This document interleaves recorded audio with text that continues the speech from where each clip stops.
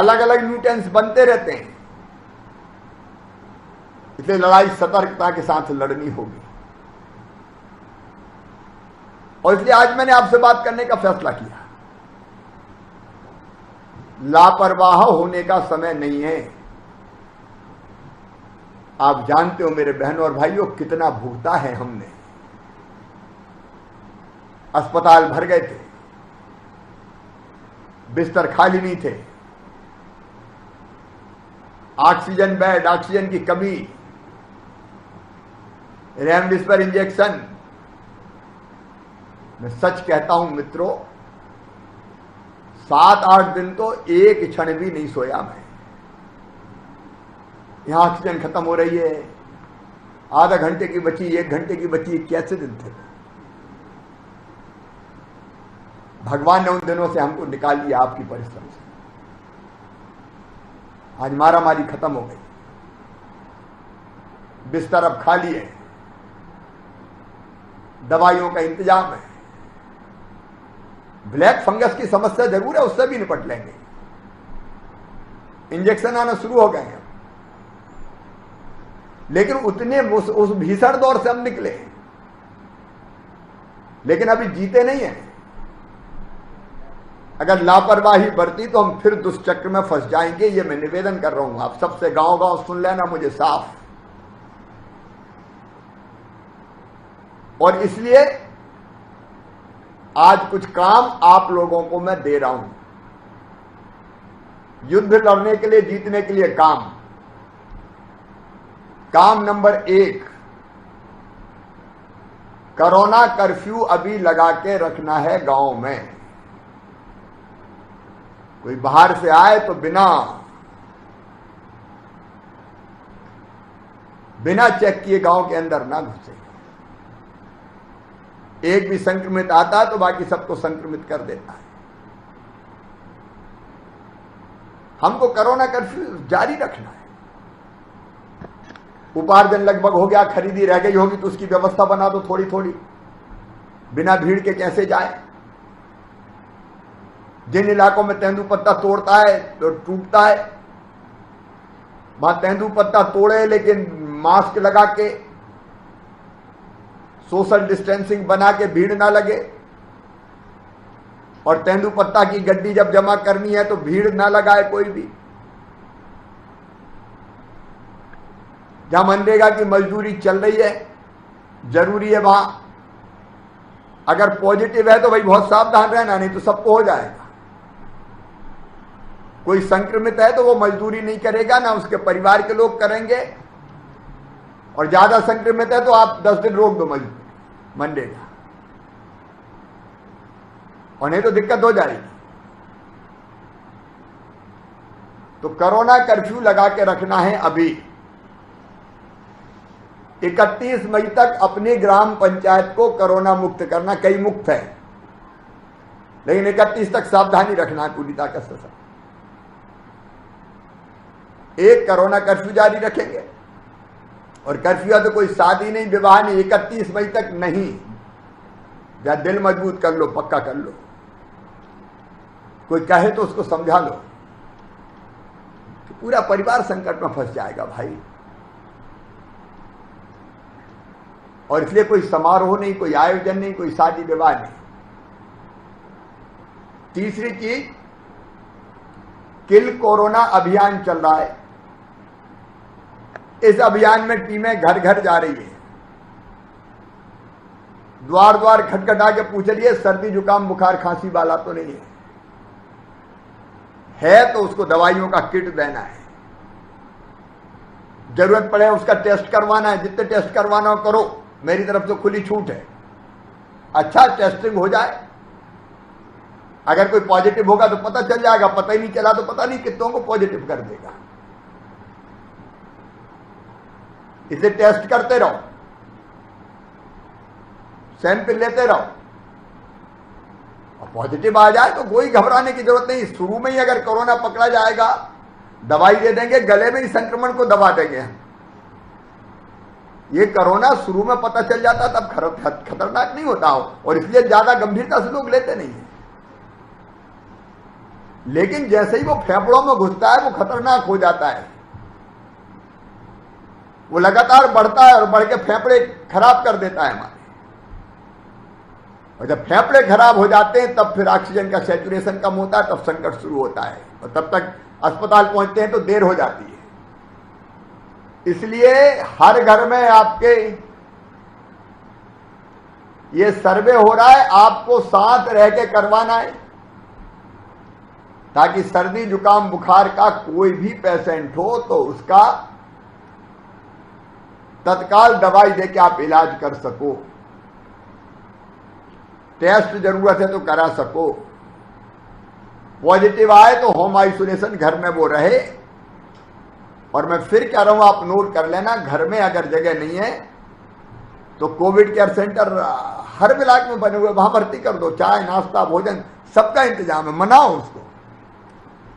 और हमने तो पंचायतों में भी ये व्यवस्था करी है, अगर जरूरत पड़े तो पंचायत भवन स्कूल भवन अभी उपयोगी नहीं है, कई जगह बिस्तर लगा रखे, भवन को रख के उनका चाय नाश्ता भोजन पानी का इंतजाम। कलेक्टर्स को सबको कह रखा आवश्यक धनराशि की व्यवस्था करें, भेजिए मैंने। इससे तीसरा काम मैं फिर आपसे कह रहा हूं, सर्दी जुकाम बुखार खांसी वाला कोई भी हमारी नजरों से अछूता ना रहे, क्योंकि अगर ऐसा है तो संक्रमण हो सकता हो, यह जरूरी नहीं है। क्योंकि किल कोरोना अभियान में सर्दी जुकाम बुखार वाले भी 4, 5, 6% ही निकल रहे हैं पॉजिटिव, ज्यादा पॉजिटिव नहीं निकल रहे। लेकिन टेस्ट हो जाए तो निश्चित हो जाए। और संक्रमण की पहचान इसलिए जरूरी कि एक फैले ना, दूसरे पेशेंट सीरियस ना हो। बहुत लोग हमने मौत के मुंह में जाते हुए देखे, हम और लोगों को किसी भी कीमत पे मौत में जाते हुए नहीं देख सकते, मौत के मुंह में जाते हुए नहीं देख सकते। समय पे पहचान लेंगे, इलाज कर लेंगे, पूरा स्वस्थ कर देंगे। और समय पे पहचान लिया तो गांव में कोरोना फैलेगी नहीं, बिल्कुल खत्म हो जाएगा। और इसलिए आपकी ड्यूटी है, आपको ही काम सौंप रहा हूं मैं। और मैं फिर कह रहा हूं, मैं आपके बिना नहीं जीत सकता। आप घर घर पहचान लेंगे, तत्काल इलाज हो जाएगा, हम आइसोलेशन में ले जाएंगे या कोविड केयर सेंटर में या अस्पताल, ठीक करके ले आएंगे। अपना टारगेट है अपना गांव कोरोना मुक्त। जो कोरोना मुक्त है उनका स्वागत, वहां संक्रमण फैलने नहीं देना। और जहां केस है पॉजिटिव, 1 हो, 2 हो, 5 हो, माइक्रो कंटेनमेंट एरिया बना के उस घर को अलग कर दो, परिवार को समझा दो, ताकि वो बाकी लोगों से ना मिले जुले। और जो होम आइसोलेशन में वो गांव में ना घूमे, तो बाकी सबको हो जाता है। और ये निगरानी आपको करनी है, मैं आपको जवाबदारी सौंप रहा हूं। किल कोरोना अभियान आप संपन्न कीजिए। एक राउंड हो जाए तो बाद में दूसरा राउंड भी करेंगे, ढूंढ ढूंढ के कोरोना के वायरस को खत्म करेंगे, संक्रमण को मारेंगे ताकि आगे ना हो। 31 तारीख के बाद हमको खोलना भी तो है, फिर खेती बाड़ी का काम शुरू हो जाएगा। अनंत काल तक तो हम बंद नहीं रख सकते। और इसलिए अपना टारगेट है 31 तारीख तक अपने जिले में कोरोना खत्म करना, संक्रमण समाप्त करना है। जिले में खत्म होगा तब जब गांव में खत्म होगा, बिना गांव में खत्म हुए नहीं हो सकता।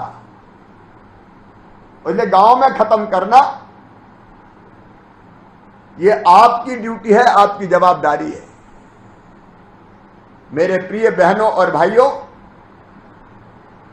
कृपया करके आप इस जवाबदारी को संभालें। सरपंच, पंच, गांव का क्राइसिस मैनेजमेंट का ग्रुप इस जवाबदारी को संभाले, ये मेरी अपील है आपसे। तो एक काम संक्रमण रोकना, फैलने नहीं देना, वहीं बीमार का इलाज करना, ट्रेसिंग करना, ताकि हम अपने गांव को बचा सकें, अपने ब्लॉक को कोरोना मुक्त करें, अपने जिले को कोरोना मुक्त करें। और इसके साथ साथ जितने व्यवस्थाएं हमने की है सरकार की, हमने तय किया है कि जितने भी गरीब परिवार हैं उन सबको 3 महीने का राशन निःशुल्क, 2 महीने का प्रधानमंत्री जी ने दिया है। अब ये राशन का वितरण गांव में ढंग से हो जाए, आपकी ड्यूटी है। कोई गरीब वंचित न रह जाए और राशन की दुकान पे भीड़ भी ना लगे। बारी बारी से बुला के दें। कौन बनाएगा इसकी व्यवस्था? कोई भोपाल से बन सकती है क्या? इसकी व्यवस्था भी बनाएंगे तो आप बनाएंगे। कोई सर्दी जुकाम बुखार वाला बिना दवाई के ना रहे, कौन देखेगा? सरकारी अमले के साथ आप देखेंगे। दवाई के फ्री में किट वितरण करने का काम चल रहा है, वो देखना भी आपका काम है, आपकी ड्यूटी है, ताकि अपने भाई बहन ठीक हो जाए, स्वस्थ हो जाए। और केवल राशन वितरण नहीं, अनेकों काम है। किसी गांव में अगर बच्चे अनाथ हो गए हो, माता पिता अभिभावक कोई नहीं है, कहां जाएंगे ऐसे बच्चे? क्या उनको सड़क पे छोड़ दें? उनके लिए मामा है, चिंता मत करना, उन अनाथ बच्चों को पेंशन बांधी जाएगी। लेकिन उनकी जानकारी आप लीजिए, हमें भेजिए, मैं जल्दी इस योजना को शुरू करना चाहता हूं। 5,000 रुपया महीना पेंशन देंगे, निःशुल्क राशन देंगे, बच्चों के पढ़ाई का इंतजाम करेंगे। आखिर वो अपने बच्चे हैं, मध्य प्रदेश के बच्चे, हम सड़क पे भटकता हुआ इन बच्चों को नहीं छोड़ सकते। अभी हमने तय किया, ग्रामीण स्ट्रीट वेंडर के खाते में पैसा डालेंगे, शहरी स्ट्रीट वेंडर के खाते में पैसा डाल दिया, फिर निर्माण श्रमिकों के खाते में पैसा डालेंगे, किसानों के खाते में प्रधानमंत्री जी का भी आ गया और मुख्यमंत्री किसान कल्याण योजना का पैसा भी आ गया। मैंने 1500 करोड़ रुपया से ज्यादा डाले थे, अभी प्रधानमंत्री जी ने अलग डाले। और एक काम और, प्रधानमंत्री जी को मैं बधाई देता हूं, डीएपी की दरें बढ़ गई थी, अंतर्राष्ट्रीय कीमतों में वृद्धि हो गई थी, 700 रुपया बोरी बढ़े थे, लगभग 14,500 करोड़ रुपया सब्सिडी देके फिर से 1,200 रुपया बोरी ही डीएपी की बिकेगी। अब खाद की कोई किल्लत नहीं रहने देंगे। समाज के सेल्फ हेल्प ग्रुप की बहनों से बात करने वाला, उनकी भी मदद करना है।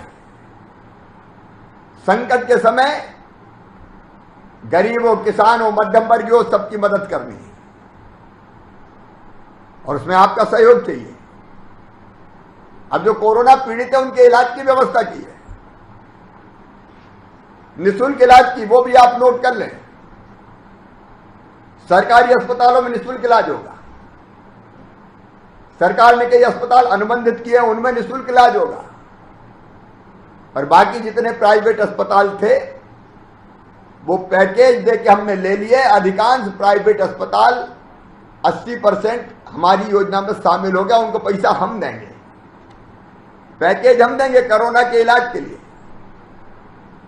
आयुष्मान कार्ड जिनके पास है और जिनके पास आयुष्मान कार्ड नहीं हो और वो गरीब या निम्न मध्यम वर्गीय, उनके बन जाएंगे। वो निर्देश भी मैंने कलेक्टर को दिए हैं। लेकिन ये इस काम में भी आपका सहयोग चाहिए। इस संकट के समय लुटने नहीं देना है लोगों को। उनका इलाज फ्री में हो जाए तो ऐसे पेशेंट है, उनकी जिम्मेदारी आप लो ना। पैसे की व्यवस्था मैं करूंगा। तो घबरा के कहीं भी भर्ती हो जाते हैं और फिर 1 लाख और 2 लाख और 3 लाख, पता नहीं कितने पैसे लगते हैं। इस पैकेज के अंतर्गत उनके इलाज की व्यवस्था करनी है ताकि परिवार पे अनावश्यक बोझ ना बढ़े। ये ड्यूटी आपको देखनी है। कई परिवार कोरोना में अपने सदस्यों को, मुखिया को खो बैठे। हमने तय किया कोरोना से अगर कोई मौत हुई है तो ऐसे परिवार को 1 लाख रुपए की सहायता राशि दी जाएगी। उनके दर्द को हमें पीना है, उनकी तकलीफ हमें कम करना है, उनका दुख हमें बांटना है। बांटने से दुख हल्का होता है। उनके संकट में मैं अकेला नहीं छोड़ सकता, और इसलिए यह फैसला हमने किया है। अब ये सारी योजनाएं आपके माध्यम से हमको इनको लागू करना है। इस काम में आपका मुझे सहयोग चाहिए, भविष्य की तैयारी करनी है। यह मत समझ लेना कि कोरोना गया तो गया, तीसरी लहर आ सकती है। इसलिए कोरोना के संक्रमण को रोकने का व्यवहार क्या हो, उसके बारे में मैं 30-31 को चर्चा करूंगा। लेकिन कहीं लापरवाही ना हो जाए, वो भी तय करना है आप। पिछली बार मैंने बहुत कहा, स्वास्थ्य आग्रह पे बैठा, कहीं माइक लेके घूमता फिरा तो भैया सावधान, ये महाविकट संकट है। लेकिन तब लगता था यार कोई खास बात नहीं, चलने दो। तो कितनी बड़ी कठिनाई में अपन फंस गए थे। अब फिर से नहीं फंसते देना है। बार बार फंस के हम उबर पाएंगे, ये मुश्किल है। हम तीसरी लहर की भी तैयारी कर रहे हैं। अस्पताल में बिस्तरों की संख्या बढ़ा रहे हैं, आईसीयू बेड बढ़ा रहे हैं, ऑक्सीजन बेड बढ़ा रहे हैं। बच्चों पे असर की खबरें सुन रहे हैं तो बच्चों का वार्ड अलग बना रहे हैं। हर जिले में बनाएंगे, वो तैयारी में हम लगे हैं अभी। लेकिन उस लहर का असर ही नहीं हो, ये कोशिश हमको करना है। और उसका एक तरीका है टीकाकरण। कई जगह भ्रम है वैक्सीनेशन के बारे में। टीका लगेगा तो गड़बड़ हो जाएगी, इस भ्रम को दूर करना है। अपवाद स्वरूप जिनको टीका लगा वो भी बीमार हुए होंगे, लेकिन पूरी दुनिया ये मानती है, वैज्ञानिक ये बताते हैं कि टीका सुरक्षा चक्र है। अभी संख्या में कम है, हम बढ़ाने की पूरी कोशिश कर रहे हैं। लेकिन जितना है उतना भी कई गांवों में टीका नहीं लग रहा है। तो टीके के लिए भी जन जागरण अभियान चलाना पड़ेगा। आपको समझाना पड़ेगा कि टीका लगवाएं लोग। अब ये काम भी आपके माध्यम से ही मैं करना चाहता हूं। तो टीकाकरण ठीक से हो जाए, इसकी जवाबदारी भी आपको लेनी पड़ेगी। ये ऊपर से नहीं, नीचे से ही होगा। और एक बात और, आपका गांव बने समरस गांव। भैया ये कोरोना का संकट मानवता के खिलाफ संकट है। इसमें कोई भेदभाव नहीं, सब भूल के इकट्ठे हो